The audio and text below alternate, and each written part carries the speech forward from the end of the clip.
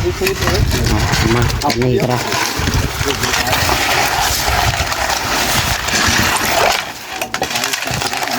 ล่างเตียงกลางฝักที่เป็นยังไง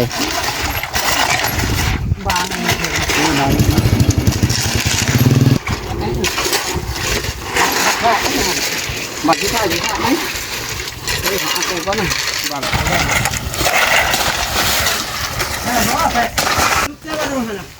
โธ่อย่ามันเบิดแล้วไปพ่อร้อยเยี่ยมขอบใจเบิดสุคนพี่น้องเลยโธ่เรียบร้อยบัตรนี่ฮะ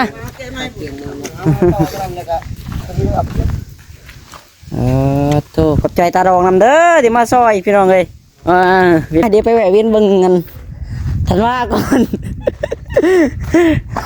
ตื่นนอนเลยพี่น้องเนาะดื้อดาวมาฮอดพี่เลยไอ้ทันว่าสวัสดีกล้องไว้เอาแล้วไม่ให้มากบหนาเอาแล้วมากบลูกโคตรนี่กล้องผู้ลูกสบายดีกล้องผู้ไปวันดีสบายดีFCแม่ฮักสิฝากเงินซื้อขนมแนวสิว่ายังกินขนมไรแล้ววะฝากเงินซื้อนมใหม่ทันว่าแน่สิทันว่าอยากกินนมแล้วโอ้ยพี่น้องเลยโอ้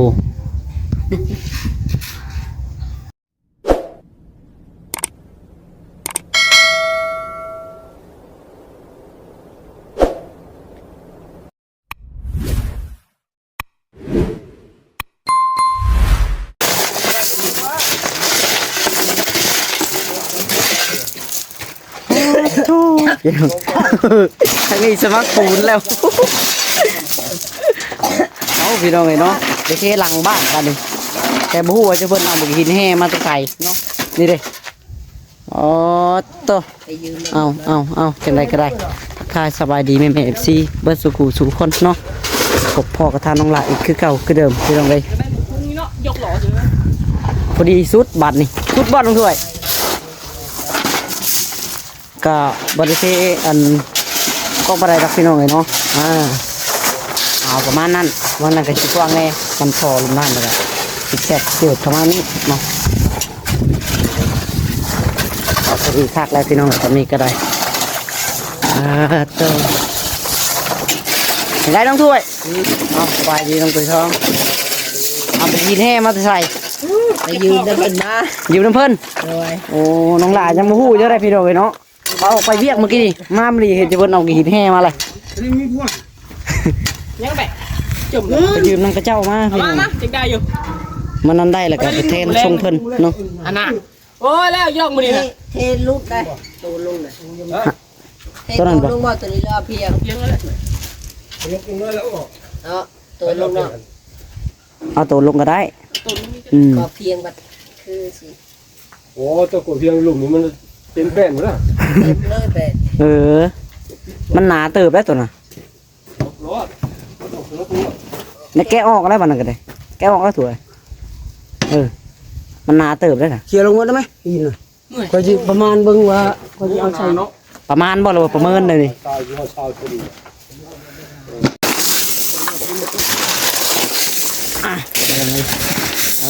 โธ่สิเริ่มเทสิน้องเนาะจะติดเพื่อนข้างหลัง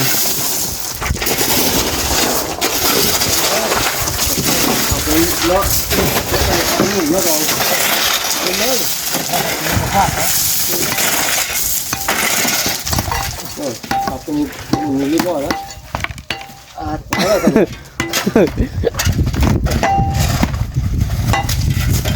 เก็บใส่ไ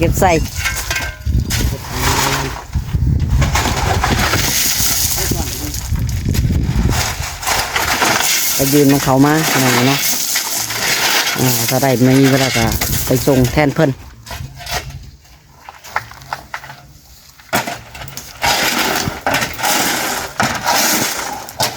สามารถเลยสวยจริงเรื่องของเลยเด้มันหาที่จะป่านลงบ่เหมือนก้อนไงพี่เลยหยิบไปไหม นี่สินใจนะ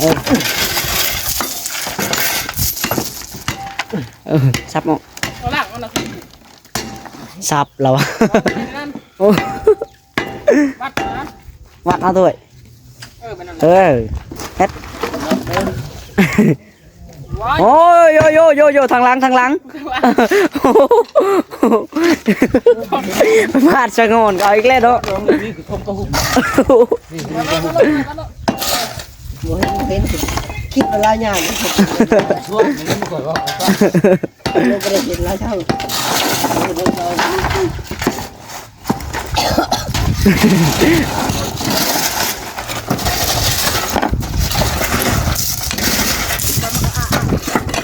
ไม่เกิดเรื่องมันยักษ์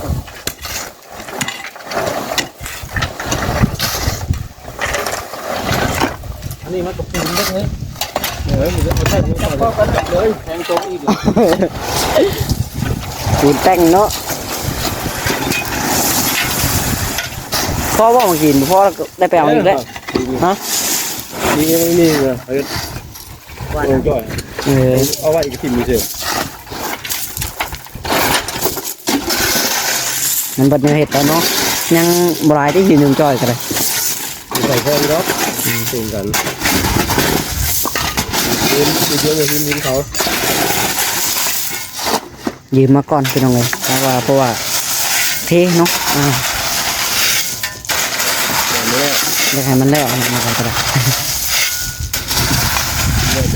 พอแล้วตอนนี้พอโควิดบนท่าซีเลยตั้งกระเทิบมันบนไม่ได้แล้ว ยังเอาสุดจะได้เทที่ซ้ำนี่เนาะปูนก็พอดีเบิ้ลเลยบ่พอปูนก็เบิ้ลเลยเวลากีไปใส่ชุดนะพอแต่ซ้ำนี่เนาะคำจะชุดแป้นนี่ก็ได้คำชุดคำไปแต่ห้อนลากมาให้มันชุดเลยพี่น้องเนาะ ว่าไหลมาสปอร์ตกับนี่บนเรือแต่มันอาจจะใครให้ครับ ยังน้อยหนึ่งเนาะเป็นยังดอกมันตีเลย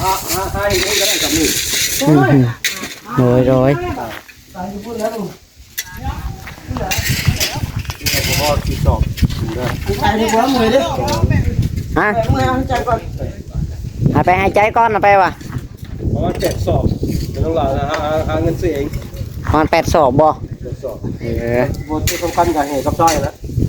รู้เนาะ ได้เงินล้านสาม พูดแล้ว ลดถึงล้านสามเลย แห่ทรายกับบริเบิดเกลี้ยงเลยเนาะแต่ก็สร้างพี่น้องเลยค่อยเป็นค่อยไปเอาสำนีไปก่อนอันนี้ก็ได้จนอ้อมเพื่อนเลยพี่น้องเลยเนาะจนชี้อ้อมเพื่อนเลย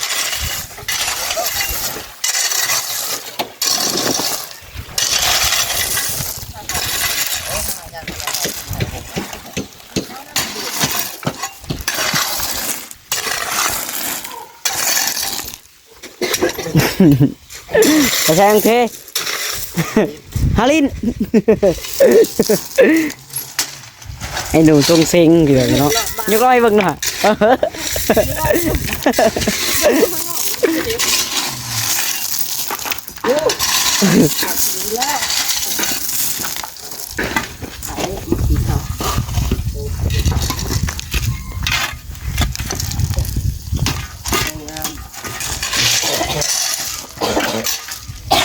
โอ้พี่น้องเลยยังมือเศร้าอายอยู่ยังถวยกันได้ เห็นเลยไอ้ ลิดเปิดมือแล้วอายก็พี่น้องเลย ไอ้ใจเห็นไอ้ มันโยกันหายใจบ่ด ต้องหายใจจะชามือ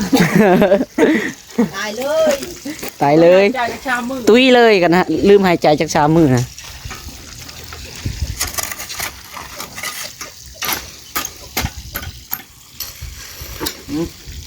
บ้านเปิดน้ำแค่ว่าน้ำไหลออกมา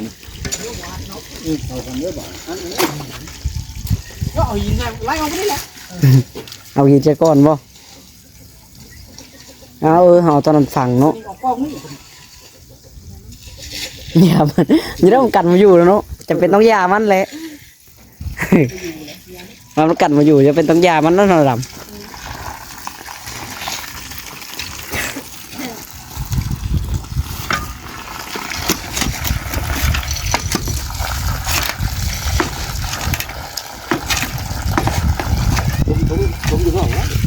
ป๊บเดียวพี่น้องเอ้ยเนาะเทตัวนี้มันมาได้ไวดิ ได้บันดงเกิดเริ่ม แดดขังนี่ตอนแรงพี่น้องเอ้ยคันเอาตอนเช้ากับบวิดคือเก่ามันแดดเบิดมือนะท่านี้เนาะเอาแต่เช้าจนค่ำแดดแถวนี้บริเวณนี้โอ้เอาแปะไปเล่นมากินแห่ทั้งหมดเลย จะบ่ได้เลยไปนี้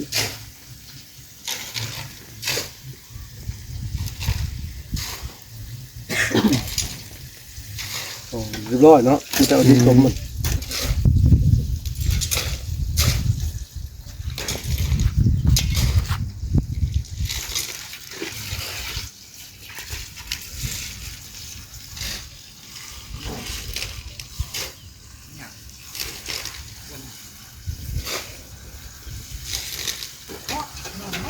แดดเลยเนาะ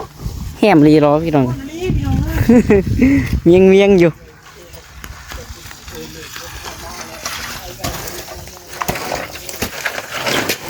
ขออนุญาตวาบมันทางพี่เนาะเล่มนี่แหละกีแท่น้องจ้อยมาพี่น้องเลยได้จักรอบแปะได้จักรอบแล้วเล่มไปเลย อักได้สอง ได้สองก็นี่แหละพี่น้องเลยตักไปมาไม่ให้ปนกับขี้ดินนี่แหละไป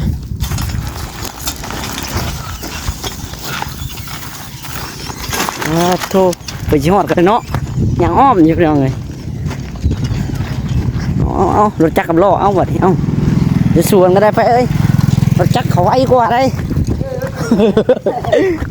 เจ้าเฉียวไวกว่ารถจักรบ่ได้เด้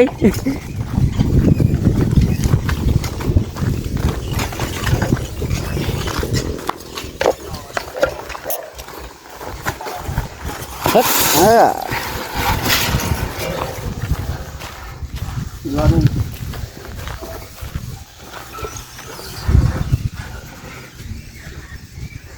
ตัวแดดแฮมอะไรพี่น้องเมียงอยู่ ดูกันเด้อ เดี๋ยวขออนุญาตพี่น้องไปเนาะมาปูดมายังแล้วดีค่ะชิดท้ายต่อเนาะ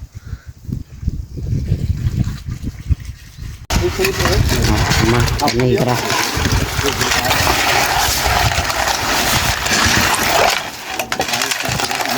ล่างเตียงกำลังปักที่ตรงเลย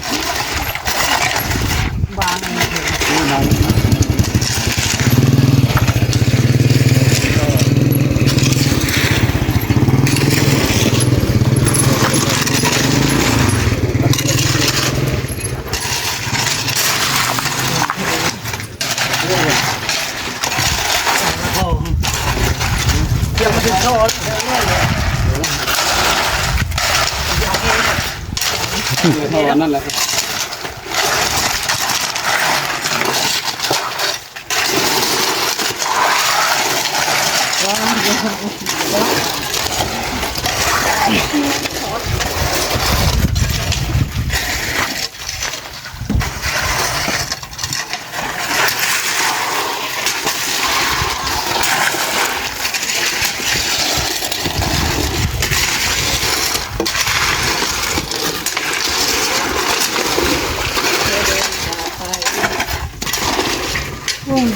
ไอ้ด้วยเลยร้องนี่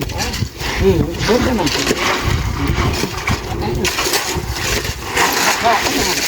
บัตรที่ท่าอยู่ท่าไหมเอาไปก่อนนะบัตรเขาแล้วเขาอันนั้นเขาปาดสามเหลี่ยมเขาปาดเขาเองเขาดอกมันยังมันนะ แข็งไว้ดีเนาะมันนั่นนี่ได้ปกติ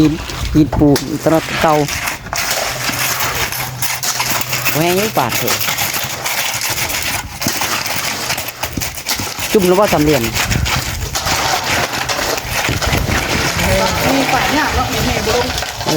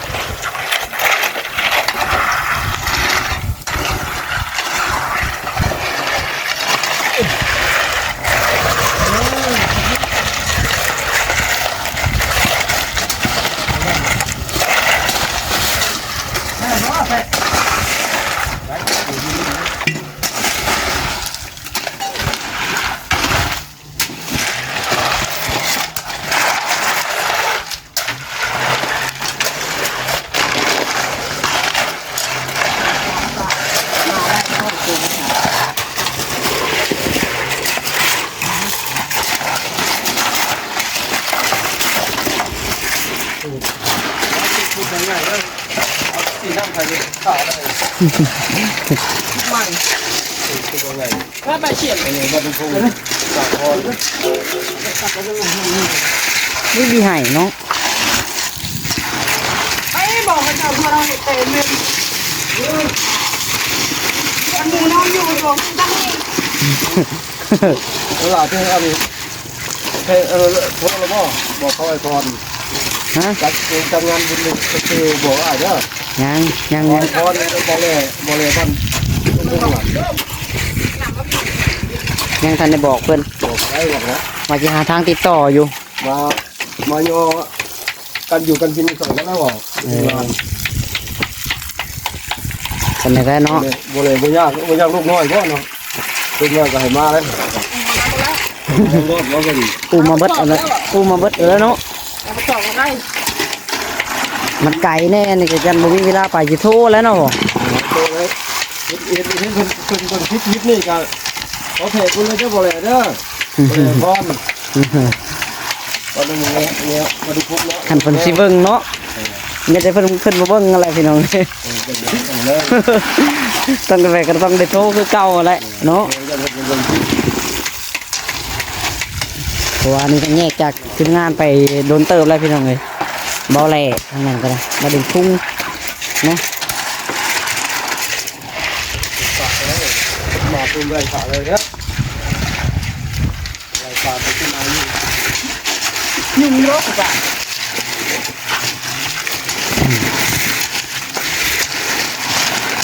ใครเรามันหอมมันขูดไปได้อยู่แล้วมันบ่อยากลงเลยคือว่าแล้ว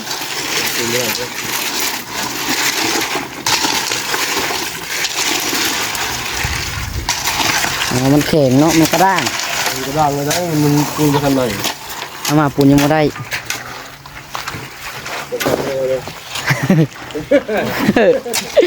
วัดบดแล้วก็พักเนาะอันเด็ดละเฮ็ดน้องลาคิดว่าจะวันเฮ็ด3 โมงบ่ได้จะชวนกันเฮ็ดได้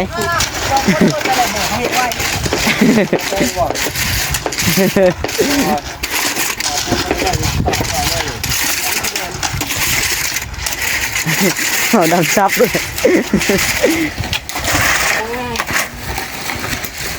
บ่ง่ายคือที่คิดนะเนาะ ยันเล่นอยู่มาได้ทันได้ก้อนได้ก้อนเลยยังไปเขาห้องได้มาไปกินน้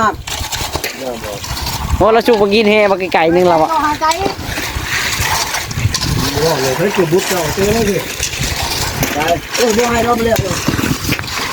เด็กที่โกงเขาเลยจ้ะ มาดำนุ่งถ้วยบุ้งเฮ็ดเกิบรุ่นนี้เนาะพี่น้องเลยกินสะไปรถเรา ตีนเล็ก โอ้ ตัดดอกตีนเล็กเลย เนาะ นี่จะปีที่ใด ตีนเล็กตีนรถไทยป่ะโอ้ตีนรถไทย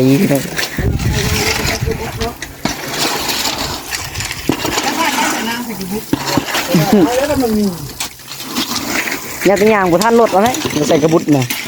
ไปต้มจูบนี่จ้ะ น้ำปุ๊บดูแบบเยอะเปียกเรื่องหัวอ่ะ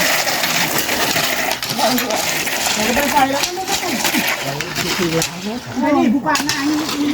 ดูดงแปะด้วยดูดิบเลยป้า ไปผู้ป่าแข็งจับถูกน้องผู้ชาย ให้ปูน ไปเราลงกันไปเจ้าได้บอกเอ๊ะเดี๋ยวจะให้กำลังกำลังนอนอยู่กำลังนอนอยู่ตื่นๆคุณวะ ปูนนี่จะเบิดแล้ววะจ้ะเขาอัดว่าเราปลูกไปละปูนเบิดแล้วเนาะคือวัดปูนพี่น้องเลยแล้วก็ตะแรงของเราสิเก็บอนามัยกระสอบปอกกระสอบปูนเนี่ยพี่น้องเก็บขับแน่นแล้วก็เอาไว้เนาะพอ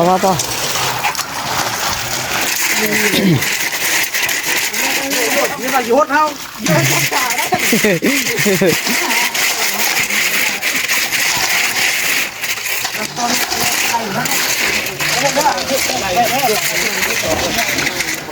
เ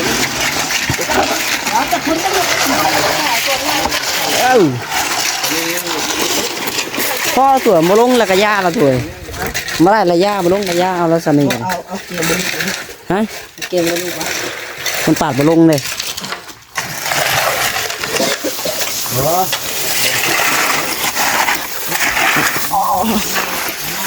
เร็วๆนั่นอุ๊บเอาไปน้ำดำ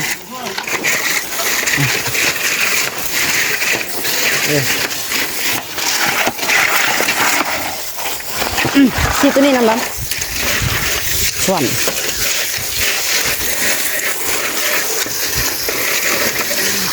สีแรง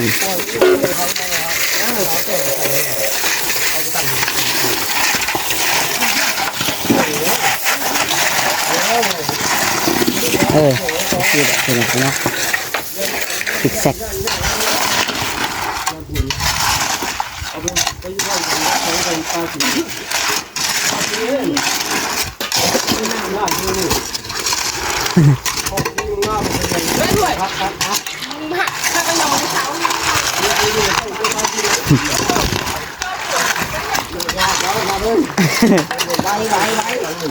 ไปซิ้วชนิดไว้ซิ้ว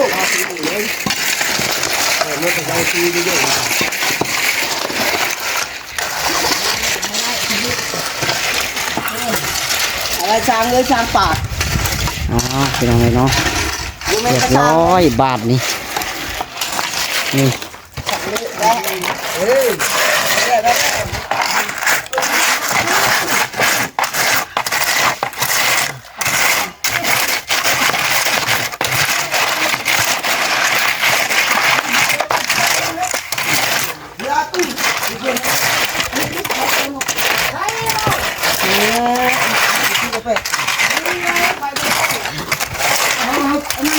พาตีกันแล้วพาเกตแต่เป็นวันเนาะยูเด่นเงี้ยงพี่น้องเลย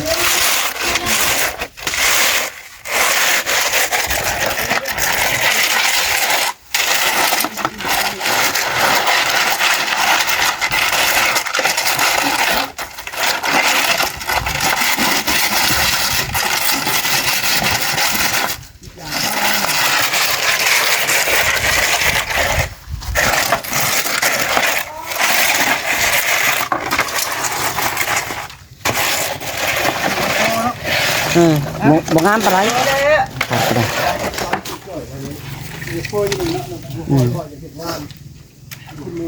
ตายแล้ว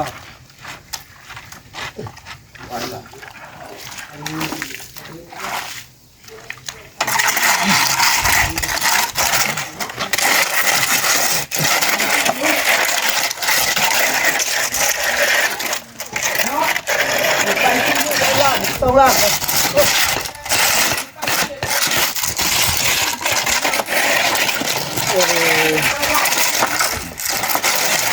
มือเดียวเนาะ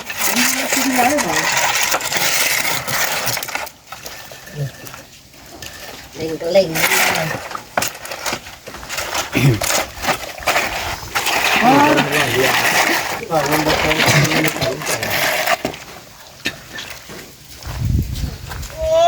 ลูกเจ้าว่าดูหัน เท่า เพื่อนนับกัน อย่ามันเบิดแล้วไปพ่อร้อยเยี่ยมขอบใจเบิดสุคนพี่น้องเลยเท่าเรียบร้อยบัดนี้ฮะ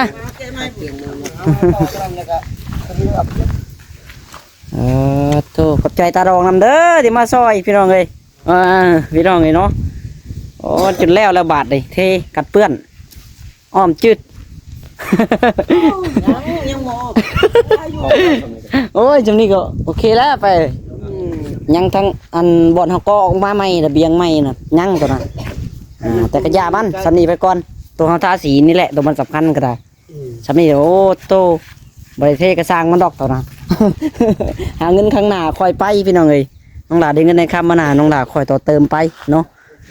อันก็อันยังก็แล้วบัดเลยพี่น้องเอ้ยโตบัดนี้แต่บางนี่ปาดไปจากลงแข็งถ่วยมันวะปูนเบิดแต่ก็เอาแล้วสำนีก็ได้ เดี๋ยวเอาล่างแล้วจุดท่าสีตัวพามันแหละพี่น้องที่ซื้อสีมาใหม่ ใช่ มันนั่นน้องหลามันแห้งๆเขาเหยียบได้แล้วก็จะเอาผ้าแพร่ไหลเสร็จแล้วก็ อันนี้คือเก่าพี่น้องเนาะอ๋อโตนายพรานอะไรเนาะ นั่น เรียบร้อยพี่น้องเลย พลังเข่าเลย แล้วดำเอ้ยขอบใจหลายๆบ่ทรงน้ำขอบใจบ่ดำน้ำพี่น้องเลยพากันเทจุดแล้วมื้อนี้เบิดปูนเป็นต้นพี่น้องเลยมื้อนี้เนาะพอโต ต้นก่อน โตหนึ่ง ต้นมาแล้วไป โตหนึ่งพอดีเศร้าสอบ มาอย่างเดียว เดี๋ยวมันอันแดดอ่อนก่อนพักผ่อนมันอย่างเดียวน้องหลาอ่านน้ำไม้ดอกตัวนี้คนเทให้แล้วเดี๋ยวน้องหลาเก็บกวาดเองดอกพี่น้องเลยสันนี่ก็ดีใจแล้วเนาะเอาจังไดก็โอเคพี่น้องเลยไปเดี๋ยวไปแวะเวียนเบิ่งกันทันว่าก่อน ตื่นนอนเลยพี่น้องเนาะดื้อดาวมาฮอดพี่เลยไอ้ทันว่าสวัสดีกล้องไว้เอาแล้วให้มากบหน้าเอาเลย ก้มลูกโคตร นี่ กล้องผู้ลูกผู้ เออ สบายดีกล้องผู้ไป หวัดดีหวัดดีสบายดีเอฟซีแม่ฮักสิฝากเงินซื้อขนมแนวสิว่ายังกินขนมไรแล้ววะ ฝากเงินซื้อนมให้ทันว่าแนวสิทันว่าอยากกินนมแล้วโอ้ยพี่น้องเอ้ย คิดดู โอ้โดนแขนขาเนาะแข้งเงากันลาดพี่น้องเนาะ ตอนเช้าเสียงคมดังตื่นแต่เช้า นี่ได้ ว้า ว่าอย่าได้ลิ้นผู้เดียวเพิ่นเนาะ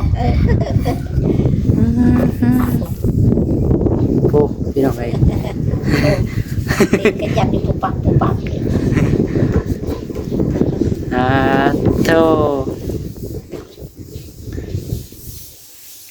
หากระตื่นนอนเนาะ แม่น หากระตื่นนอนพี่น้องเอ้ย นอนหมดมือ ไงสบายดีสิไว้สบายดีแม่หักไว้ สบายดีไหมลูกสบายดีไหม จะได้เอาอีกแล้วเนาะคือต้องลาถามว่าเนี่ยว่าทันว่าใส่ปาร์ตี้อยู่ว่าหมดเวลาสิเว้าก็เว้าพี่น้องเอ้ยเนาะคนน้อยๆยังเว้าเป็นแหละ โอ้โห ยันปุบปับแล้วยังยืนเนาะ เพิ่นยืน เบิ่งแข้งขาในพี่น้องเอ้ยโอ้ยสอนทันว่าใหญ่ไวไปก็ว่าท่วงโอ้ใหญ่ไวแท้นี่ เห็นบุลุยขึ้นไปเลยพี่น้องเอ้ยจนจักดองนะสำนีก็ได้เอายึกอยู่ ยังบ่ทันได้ฮอดช่องเดือน ทันได้หมด2 เดือนซ้ำจักดองเลย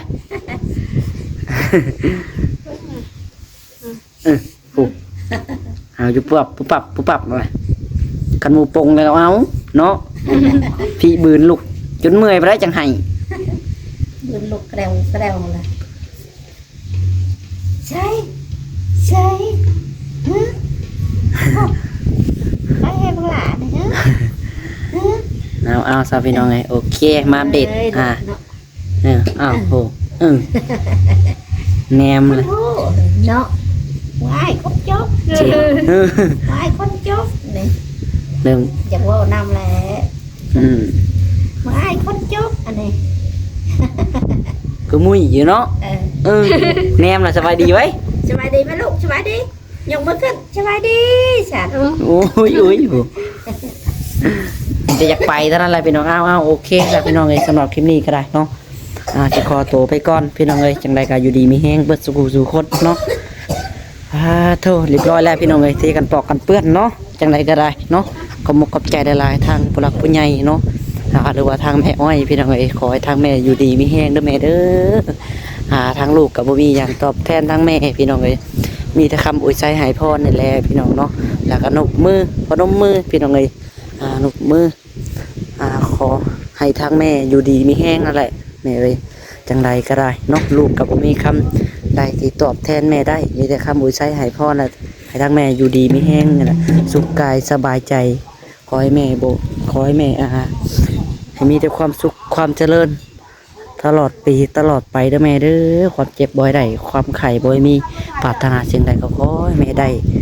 สิ่งนั้นแม่สาธุพี่น้องเนาะป้าสำหรับคลิปนี้ค่ะเดี๋ยวน้องบ่าวจะขอตัวไปก่อนนะพี่น้องเด้อเอาบายบายพี่น้องสบายดี